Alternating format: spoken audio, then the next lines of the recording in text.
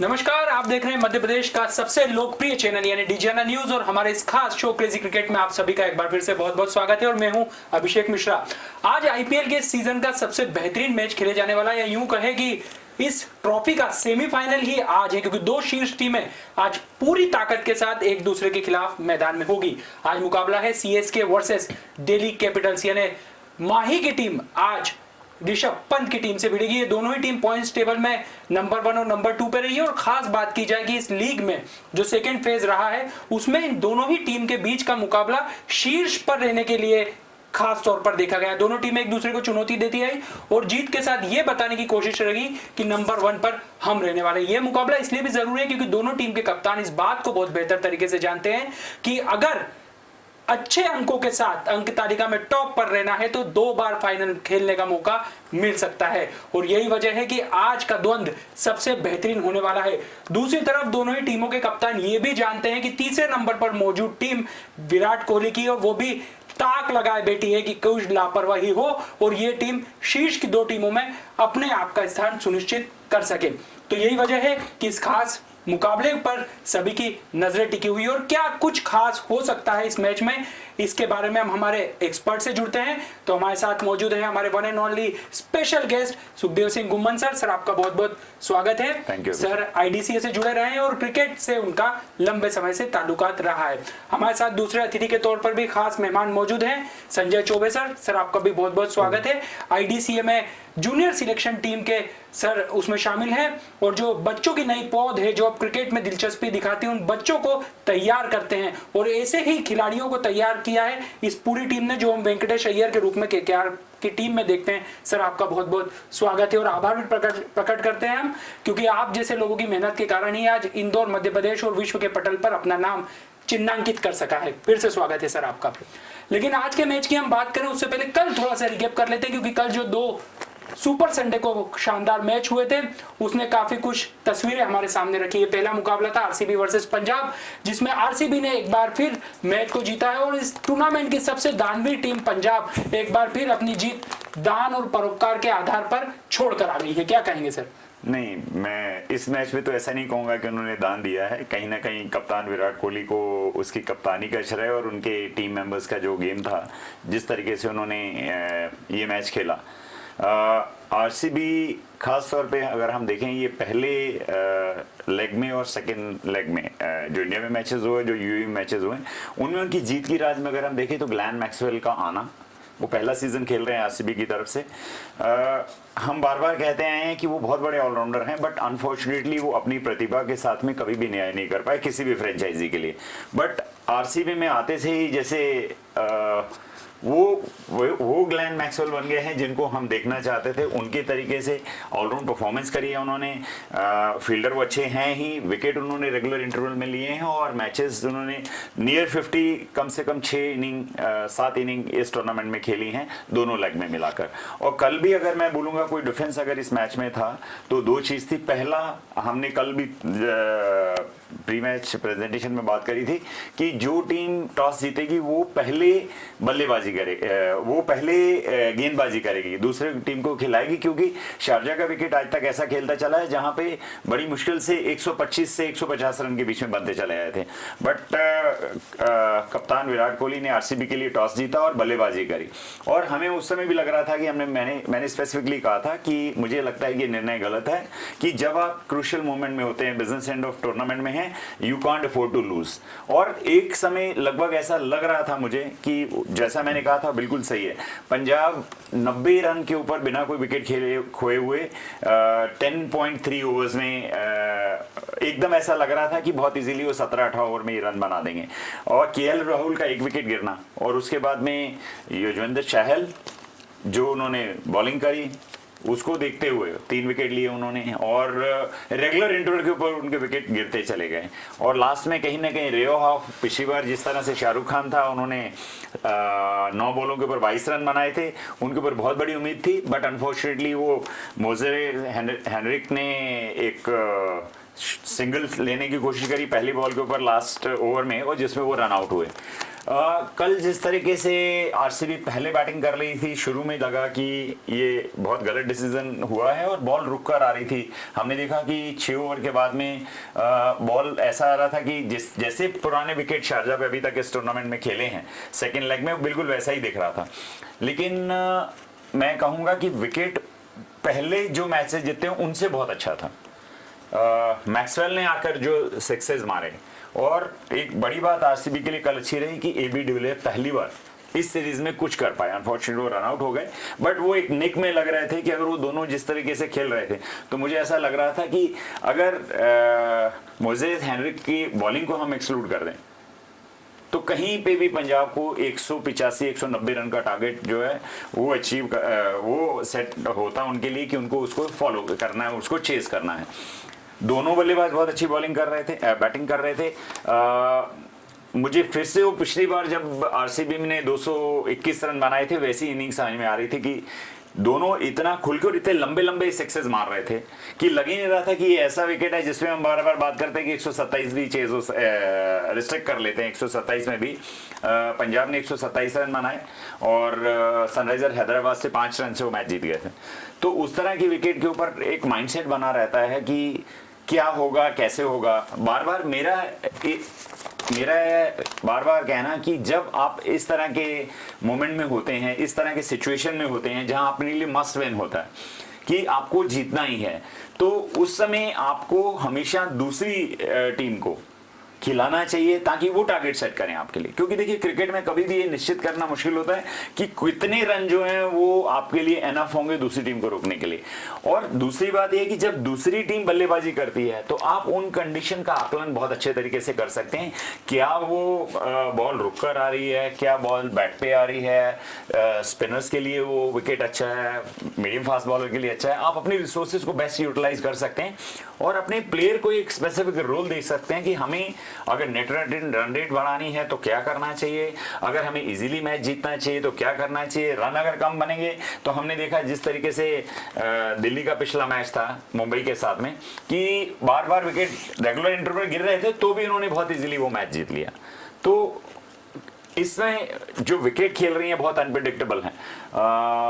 हमने शारजा में देखा कैसे कल विकेट अच्छी खेल रही थी और कप्तान विराट कोहली के चेहरे के ऊपर, माथे के ऊपर शिकन दिख रही थी, टेंशन दिख रही थी कि शायद उनका लिया गया डिसीजन जो गलत है। क्योंकि उस समय केएल राहुल और मयंक अग्रवाल बिल्कुल बहुत शानदार बल्लेबाजी कर रहे थे, एक आध एग्रेसिव शॉट खेल रहे थे और फिर सिंगल लेके 8-9 रन आपको 164 चेज करना है, 8.12 की एवरेज से आपको रन बनाने हैं। बहुत ज्यादा कोई रन उस हिसाब से थे नहीं जैसा विकेट खेल रहा था।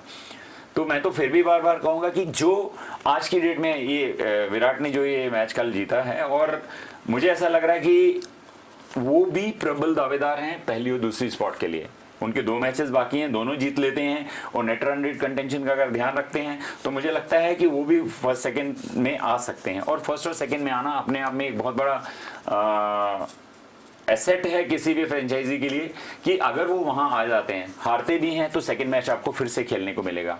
और मैं तो बोलूंगा कि आरसीबी के लिए और डीसी के लिए, जिनको हम फर्स्ट टॉप 3 में देख रहे हैं कि सीएसके, डीसी और आरसीबी, इन दोनों फ्रेंचाइजी ने अभी तक कोई टाइटल नहीं जीता है और इस बार ये दोनों ही प्रॉमिसिंग लग रहे हैं। मैं तो बोलूँगा कि मुझे जैसा आपने कहा कि सीएसके और आरसीबी जो हैं वो बहुत अच्छा क्रिकेट खेल रहे हैं और उनकी टीम भी फिक्स है कि कौन सी टीम उनको खिलानी है, सारे प्लेयर परफॉर्म कर रहे हैं। दिल्ली में डेफिनेटली एक थोड़ा सा इंजरी स्टॉइनिश की है, मार्कस स्टॉइनिश की, वो अभी नहीं खेल पा रहे हैं। होपफुली मुझे लगता है कि वो 1-2 मैचेस में मैच फिट हो जाएंगे तो दिल्ली और भी अच्छी टीम हो जाएगी उसके बाद में। बट ओवरऑल जो मैच शारजा में हुआ वो फिर से हमको कहीं ना कहीं दिखाया है कि पंजाब की टीम क्रंच मोमेंट में चोक करती है। कि जैसे उन्होंने राजस्थान रॉयल के अगेंस्ट लास्ट ओवर में 4 रन नहीं बना पाए थे, 8 विकेट हाथ में थे, सेट बैट्समैन खेल रहे थे, उसी तरह का कल क्रिकेट उन्होंने खेला कि जिस समय लग रहा था कि बहुत इजीली मैच जीत जाएंगे वो, उन्होंने वो मैच गवा दिया और आरसीबी ये मैच जीत गया। संजय सर, क्या वजह रही कि एक पंजाब टीम इसलिए किसी दूसरी टीम को दोषी नहीं दे सकती, पिच को बहुत ज्यादा दोषी नहीं दे सकती कि आपने हर मैच में अच्छा खेला है, खासतौर पर केएल राहुल और मयंक अग्रवाल। कल भी एक शानदार शुरुआत रही और एक समय जैसा सर ने भी बताया कि विराट कोहली के माथे पर पसीना साफ तौर पर हम देख रहे थे, लेकिन इतनी अच्छी शुरुआत के बाद आप एकदम से पूरी टीम धराशायी हो जाती है। ये टीम की ये विशेषता रही है, बड़ा ही एक निराशाजनक पहलू रहा कि ये टीम कहीं ना कहीं अपने मुकाम पर नहीं पहुंची और यही वजह की हार जो रही बार बार इस टीम के सामने रही। इनका जो पिछला मैच था केकेआर से, जिसमें वेंकटेश ने लास्ट ओवर डाला था, उसमें आपने देखा होगा कि फोर्थ बॉल पे कैच छूटा था, वो छक्का हो गया था।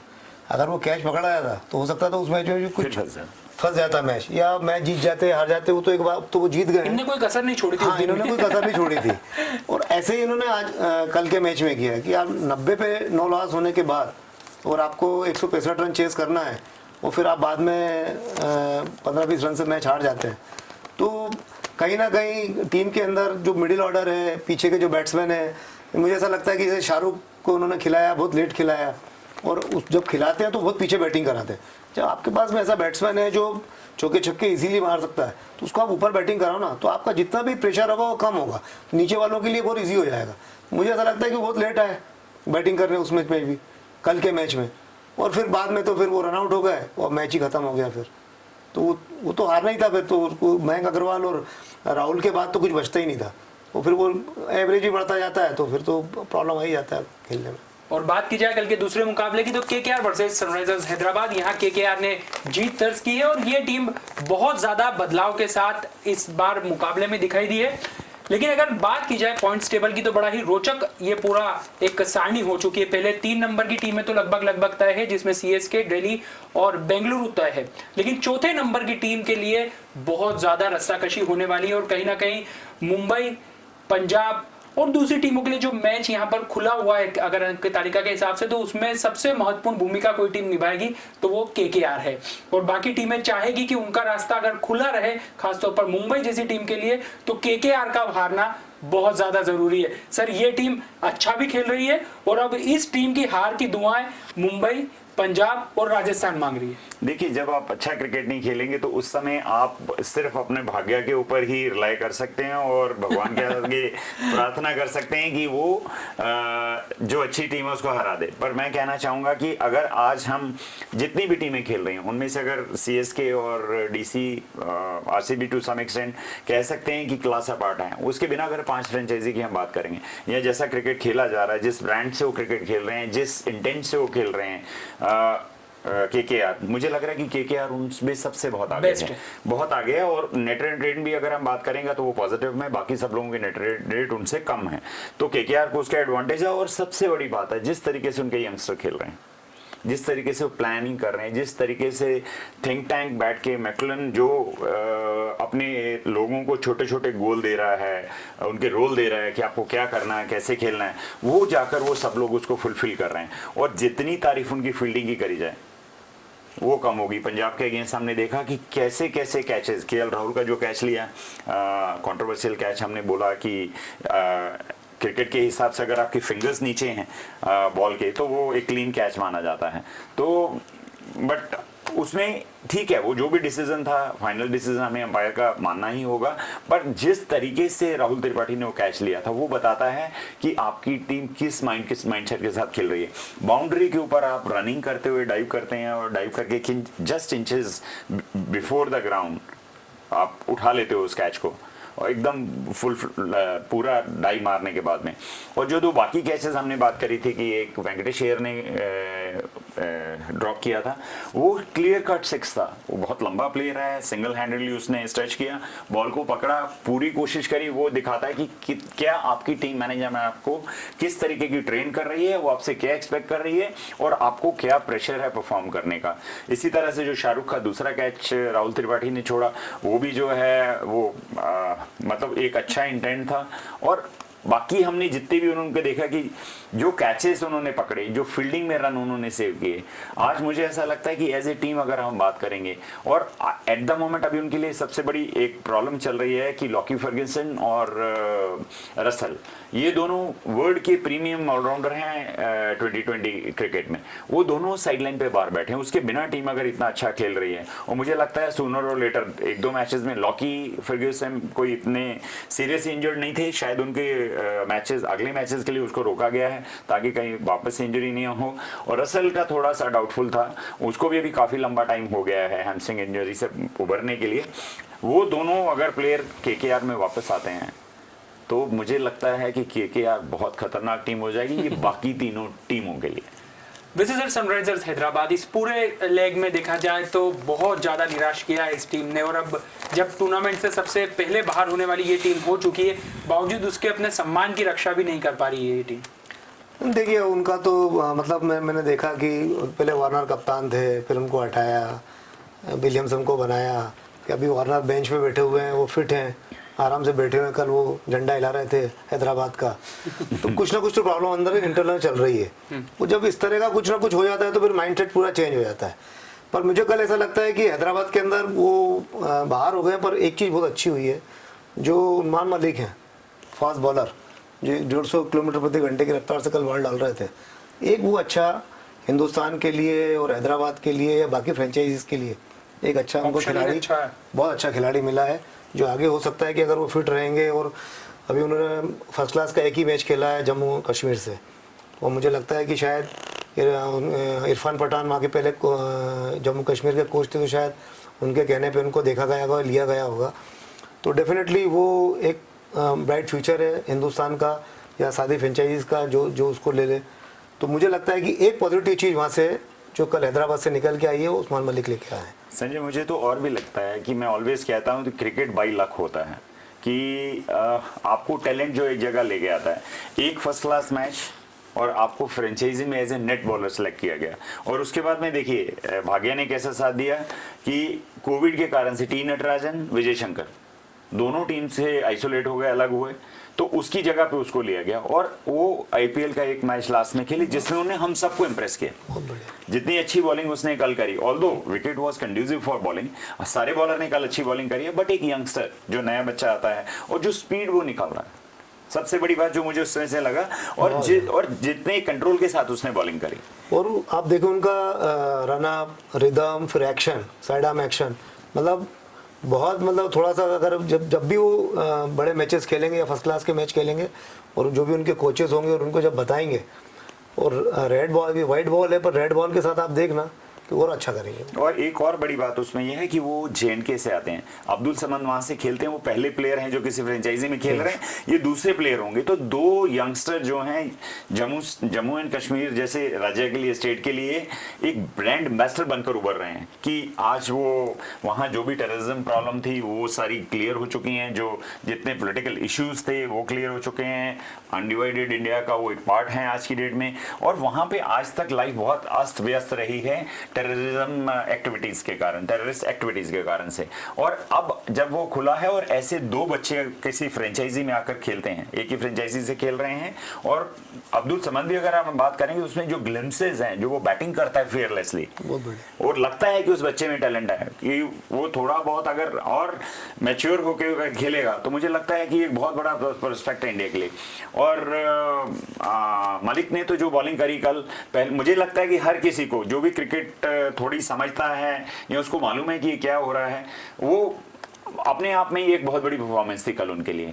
कल के मैच की अगर हम बात करेंगे तो केन विलियमसन ने टॉस जीत के बल्लेबाजी करी। हम बार बार बोलते हैं कि कंडीशन खेलती हैं, जबकि मैंने पहले भी थोड़ी देर पहले कहा कि टॉस जीतने के बाद में जब आपको लगता है, हैदराबाद पहले भी केकेआर की पार्टी खराब कर चुका है और इस बार भी उनके पास बहुत अच्छा मौका था करने का, प्रोवाइडेड कि अगर वही डिसीजन दूसरा होता अगर वो खुद बैटिंग ना करते हुए केकेआर को बैटिंग कराते, तो क्योंकि देखिए जब केकेआर चेस कर रहा था तो उस समय उनको भी उतनी ही मुश्किल हो रही थी रन बनाने में, और एक स्टेज पे कहीं ना कहीं बीच में मुझे लग रहा था कि ऐसा कहीं ना हो कि केकेआर इस प्रेशर में स्कम्बल कर जाए। देखिए जब प्रेशर होता है, जब आप रन नहीं बना पाते हैं, सिर्फ 150 बनी, शुभमन गिल ने 57 रन बनाए, कोई और प्लेयर पूरे मैच में 50 नहीं कर पाया, और वो भी इसलिए कि आपके पास सिर्फ 115 रन चेज करने थे। आपको रने बॉल से नीचे आपके पास टारगेट है, तो आप आराम से चेज कर रहे हैं, तो इसलिए ऊपर आपको ज्यादा प्रेशर नहीं आपको करना है। और लास्ट में आके दिनेश कार्तिक ने जो 12 बॉल पे 18 रन बनाए, तो कम से कम वो एक ऐसा सेट लगा कि जिसमें जाके उन्होंने मैच को इजीली जीत लिया, जो मुझे लग रहा था कि ये लास्ट मोमेंट में स्ट्रगलिंग में फिर होगा कि टच एंड गो में कि कोई भी टीम उसमें जीत सकती है।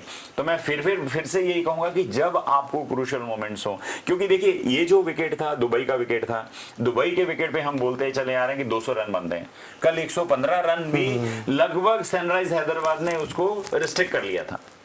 इतने कम स्कोर के ऊपर आप केकेआर को हम जितना अच्छा रेट कर रहे हैं, मैंने जितनी भी अच्छी बातें उनकी गई कि बैटिंग क्लिक कर रही है, यंगस्टर्स जो हैं राहुल त्रिपाठी, वेंकटेश अय्यर, शुभमन गिल, ये जिस तरीके से टॉप ऑर्डर में बैटिंग कर रहे हैं, और उसके बाद में ये नितेश राणा जैसी बैटिंग कर रहा है, ये उनको देखते हुए कल पहले अगर हम देखेंगे तो दोनों प्लेयर इनफॉर्म थे, दोनों फेल हुए, एक ने 7 रन बनाए, एक ने 6 रन बनाए, और उसके बाद में जो टीम स्ट्रगल कर रही थी, मैंने देखा बहुत सारे ओवर में 1 रन बना, 2 रन बने। 1 रन 2 रन जब आपका बनता है, फिर बेशक आपको रन भी कम चेज करने हो, लास्ट में जब आप 6.5 7 धीरे धीरे आप रन रेट जब बढ़ता है, तो वो विकेट इस तरह की नहीं थी जिसके ऊपर जाके आप फेयरलेस बैटिंग कर सकते हैं, अपनी विश से आप किसी बॉलर को मार सकते हैं। बॉलर को हेल्प मिल रही थी और बैट्समैन के लिए बहुत मुश्किल था।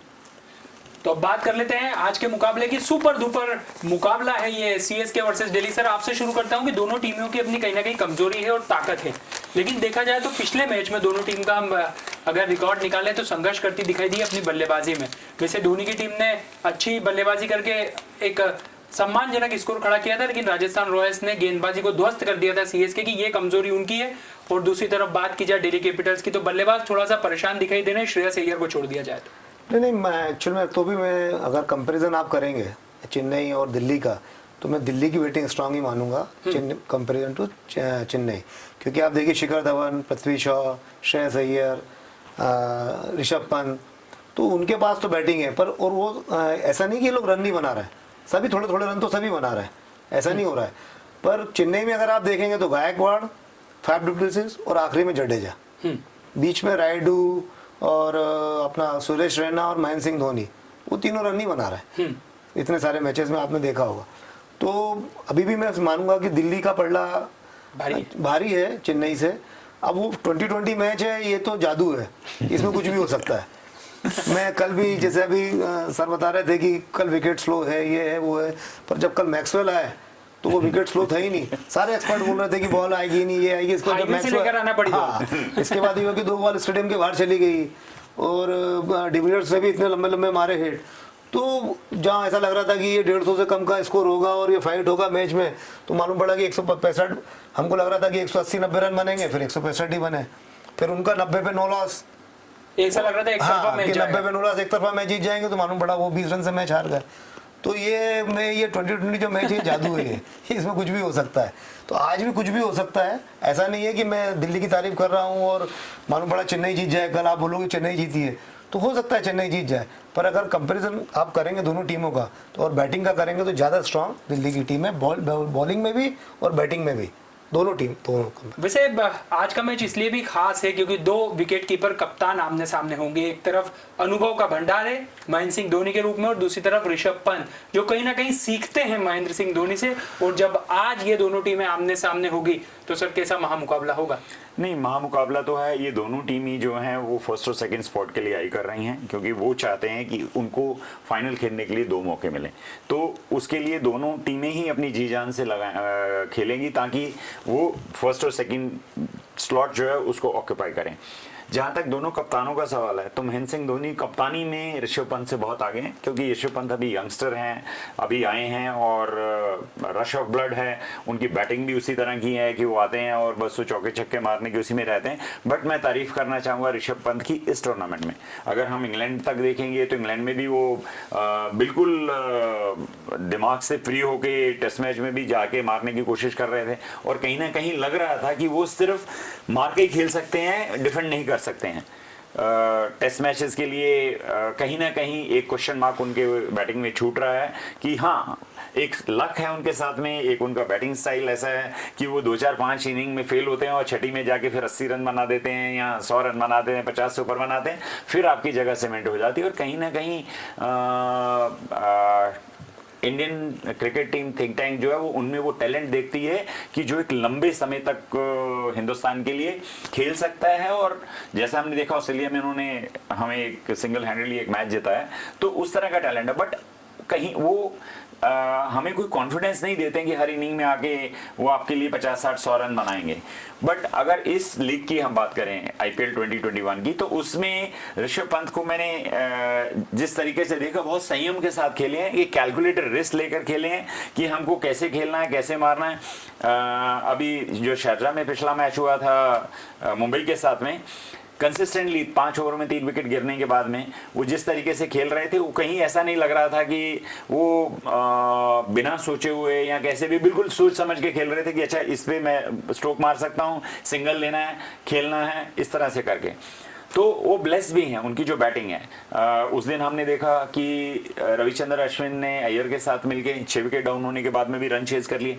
तो अगर आपके पास 8 बल्लेबाज ये हो गए और उसके बाद में भी जो आपके पास रबाडा है वो बैटिंग कर सकता है, तो आप और इससे ज्यादा एक्सपेक्ट क्या करते हैं? 9 नंबर तक आपकी बैटिंग है। और बॉलिंग में नो डाउट मैं कहूंगा कि अगर सारी फ्रेंचाइजी में से अगर आप बॉलिंग अटैक का आकलन करेंगे तो Delhi has got the best attack.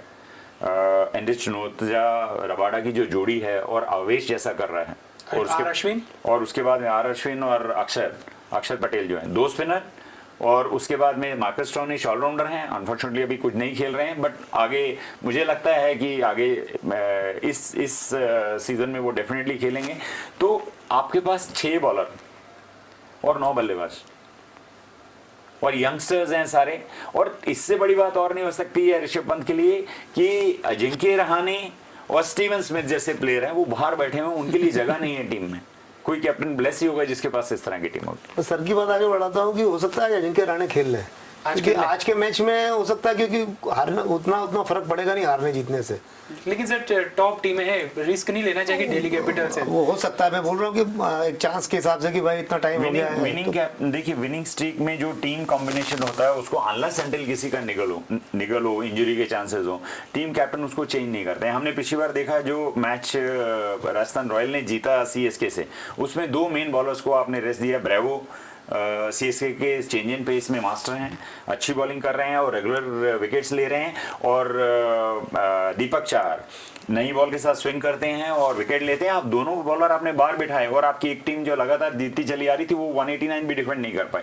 तो ये अब जो है बिजनेस एंड है इस सीजन का IPL के, तो मुझे लगता नहीं है कि जब आप आई कर रहे हैं कि आपको पहले दूसरे पे रहना है। और सेकेंडली CSK तो चलो बहुत बार टूर्नामेंट जीत चुका है, जो 3 क्वालिफाई किए उनमें से 2 तो ऐसे हैं जिन्होंने अभी तक कप को हाथ भी नहीं लगाया। तो ऐसे में मुझे लगता नहीं वो कहीं चांस लेंगे, वो फोन करना चाहेंगे कि एक हाथ तो रखिए, बाकी फिर मैच जीत के दूसरा हाथ भी लगा लें। खास तौर पर जब आप अच्छा करते आ रहे हैं और एक कॉम्बिनेशन अच्छा। वैसे संजय सर, श्रेयस अय्यर की बात करना चाहूंगा, एक शानदार खिलाड़ी और अपने प्रदर्शन से जब वापसी की है तो सबको प्रभावित किया, लेकिन हमने देखा कि वो बैट को थोड़ा बॉटम से पकड़ते हैं।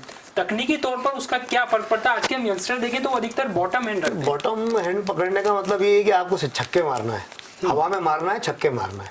वो जो बॉटम हैंड ज्यादा यूज करते हैं ना, आप देखना मिड विकेट की तरफ ज्यादा मारा जाता है, क्योंकि ताकत इधर ही लगती है ना, इसलिए बॉटम हैंड का यूज करते हैं। और 2020 में श्रेयस, अगर मान लो आपको 4 नंबर 5 नंबर बैटिंग करने आते हैं, तो 2020 में अगर मान लो 10-12 ओवर हो गए, तो इसके बाद आपको यही करना है कि बॉटम हैंड से ही मारना है। अब आउट तो आउट, तो ऐसा ही रहता है, तो इसलिए वो बॉटम हैंड का ज्यादा यूज कर रहा है। T20 में कि या फिर बल्लेबाज अब थोड़ा सा वो, अगर वो हो सकता है कि जब वो डेज क्रिकेट या वनडे क्रिकेट खेलेंगे तो अपना चेंज करें वो, बाकी मुझे नहीं लगता है कि इस तरह से कि मैं 2020 में इस तरह से खेलूंगा या वनडे में इस तरह से खेलूंगा, या उन्होंने अपना स्टाइल चेंज किया होगा, ग्रिप चेंज किया होगा, क्योंकि अभी वो इंजर्ड थे तो उनको 5-6 महीने तक वो कुछ कोई ज़्यादा क्रिकेट खेले नहीं है, तो उन्होंने हो सकता है 2020 के हिसाब से अपने आप को चेंज वैसे किया। बदलाव अच्छा है, क्योंकि मैंने श्रेयस अय्यर को सैयद मुश्ताक अली ट्रॉफी में इंदौर में भी खेलते हुए देखा था, तो ये अंतर सर मैंने भी महसूस किया है कि थोड़ा सा बॉटम हैंड ज्यादा अब हो गया उनका ये बदलाव में, और रन भी उसमें निकल कर आ रहे हैं। नहीं, डेफिनेटली देखिए, जैसे संजय भाई ने कहा कि बॉटम हैंड के साथ क्या होता है, आपको बॉल को उठान लिफ्ट होती है, आपका ये हाथ जो है, देखिए बैटिंग जब आप बैट होल्ड करते हैं तो ये आपका कंट्रोल जो है ये left for right hander left arm है जो करती है, और राइट हैंडर जो है वो जब आप उसको पकड़ेंगे, जब आप इसको मारेंगे इसको, तो बैट आपका यहाँ देखिए, आप जितना पीछे खेलेंगे बॉल नीचे जाएगी, और जब आप इसको ताकत से मारेंगे तो बल्ला आपका जब यहाँ आएगा बॉल यहाँ हिट करेगी तो एलिवेट होकर सीधा ऊंची जाएगी, हवा में जाएगी, हवा में। तो उसमें देखिए हवा में मारने का एक ही होता है कि आप बाउंड्री से बाहर मारेंगे तो 6 रन हो जाएंगे, बट ऐसा हमेशा नहीं होता, हर बार नहीं होता है, आप मिसक्यूट भी करेंगे, मिसक्यूट करेंगे तो बॉल सीधी ऊपर खड़ी हो जाएगी। और अब बात कर लेते हैं फेवरेट टीम की, हमारे फेवरेट एक्सपर्ट से। सर फेवरेट टीम दिल्ली या चेन्नई? मैं यंगस्तान के साथ जाना चाहूँगा। मैं उनको पैटर्नाइज कर रहा हूँ, फॉलो कर रहा हूँ, और मुझे उस टीम में जस्ट लग रहा है कि इस बार वो डिटरमाइन है। पिछली बार उन्होंने बहुत सारी गलतियां करी थी, पहले बहुत अच्छा खेला, लास्ट के 6 में से 5 मैच हार गए, इस लेग में अभी तक 1 हारे हैं, और बहुत डिटरमाइन है। इस बार लग रहा है कि वो फाइनल में जाएंगे, और हो सकता है कि वो इस बार चैंपियन भी हो। सर एक्चुअली में क्या, सर ने मुझे जर्सी जो है चेन्नई की पहना दी। अच्छा, मतलब इसका मतलब टी शर्ट क्योंकि का जब हम भावनाओं से कोई लेना देना नहीं है। मतलब क्या हुआ, जब ऑफिस केबिन में डिस्कस कर रहे थे तो मैं बोला मेरी फेवरेट टीम वैसे दिल्ली है टीम के हिसाब से, तो बोले तो एक काम करे यार ये चेन्नई वाली पहन ले। ठीक है सर, तो मेरी फेवरेट टीम अब चेन्नई है। चेन्नई है, तो भैया टी शर्ट के आधार पर हमारे एक्सपर्ट संजय चौबे जी की टीम जो फेवरेट है वो सीएसके है, और जैसा सर ने बताया दिल्ली कैपिटल्स, क्योंकि गेंदबाजी अच्छी, बल्लेबाजी फॉर्म में चल रही है, तो कहीं ना कहीं वो भी पड़ला अपना भारी दिखाते हुए समझ में आ रही है। तो एक शानदार मुकाबला है, बड़ा मुकाबला, और देखना दिलचस्प होगा कि महेंद्र बाहुबली अपना दम दिखाते हैं या फिर ऋषभ पंत अपनी टीम का शानदार अंत करते हैं। इस पर हम सभी की निगाहें रहेगी, और इतना जरूर है कि ये बड़ा मुकाबला है, क्योंकि आत्मविश्वास बहुत ज्यादा पैदा होगा जो ये टीम जीतेगी। तो शानदार मुकाबला हमारा इंतजार कर रहा है। कुछ कहना चाह रहे हैं सर? टॉस बहुत महत्वपूर्ण होगा, क्योंकि मैं बार बार बोलता चला रहा हूँ कि टीमें लगभग एक जैसी होती हैं, गिवन डे पे जो अच्छा परफॉर्म करती है वो जीतती है, पर टॉस जो है वो टॉस आपको मौका देती है कि आप उन कंडीशन का बेस्ट यूज कैसे कर सकते हो। तो जो टीम टॉस जीतेगी उसके पास ज्यादा ऑप्शन होंगे, ज्यादा ऑप्शन होंगे, और खासतौर पर ऋषभ पंत भी इस बात को बहुत बेहतर तरीके से जानते हैं कि जब सामने महेंद्र सिंह धोनी जैसा चतुर कप्तान हो तो किसी भी तरह की चतुराई के मामले में तो गुंजाइश नहीं रखी जा सकती, और यही वजह है कि ये मैच बहुत दिलचस्प होने जा रहा है। फिलहाल हमारी इस खास पेशकश में इतना ही, लेकिन डिजियाना न्यूज पर खबरों का सिलसिला जारी है। आप हमारे साथ बने रहिए। नमस्कार।